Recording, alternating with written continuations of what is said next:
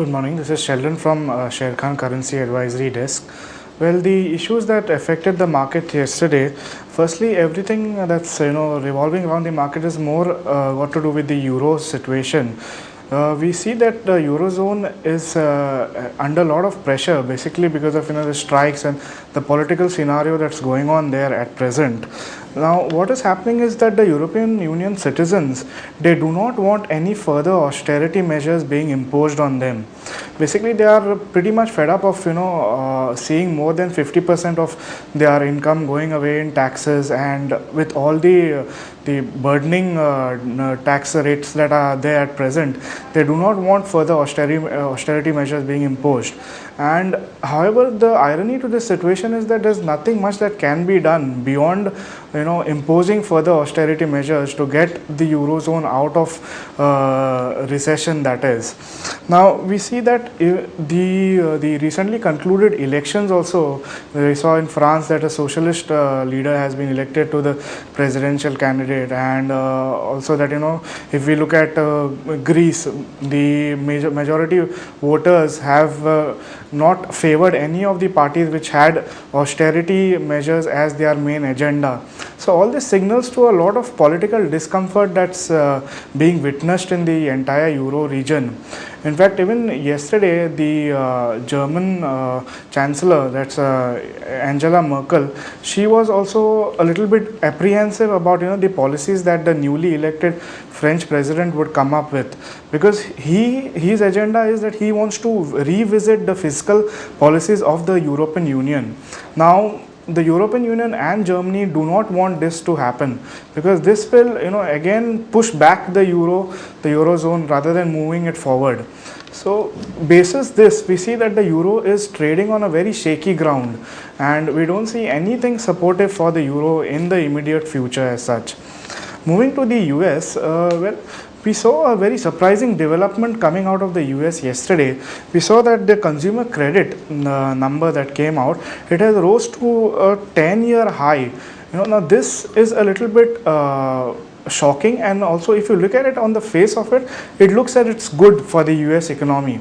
But however, if we go into more detail and we dissect the numbers, we come to know that the actual reason for for this high, which is around $21.4 billion what they have reported, is that there has been a $16.2 billion jump in non-revolving debt like student loan and auto loans. Now once you actually analyze this, you will understand that student loan growth is not favorable. Now there can be two reasons why there was a student loan growth. One reason is that from July 1st the interest rates are going to be revived, and it will move towards a higher end from here.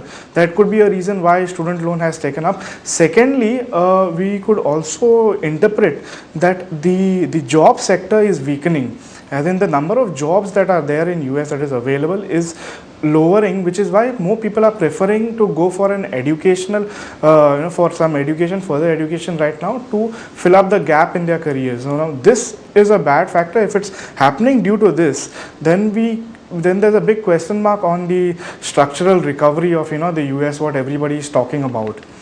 Now also moving to India, we've got a clarification on GAR by the government.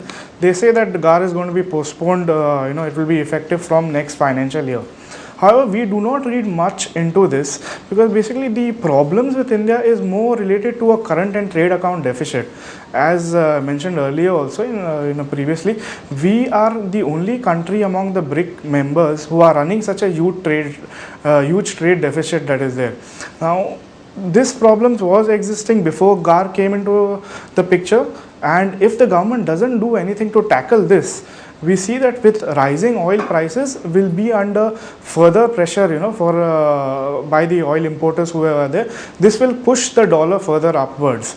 On a longer term view, we are definitely bearish on the rupee, but however we saw that in the past few days the rupee has appreciated, dollar has given up some of the gains.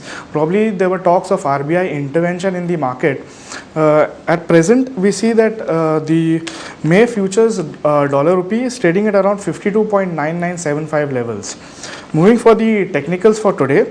Today dollar in spot we see a support of 52.50 to 52.14 levels on the downside, and resistances on the upside are at 53.92 to 53.50 levels.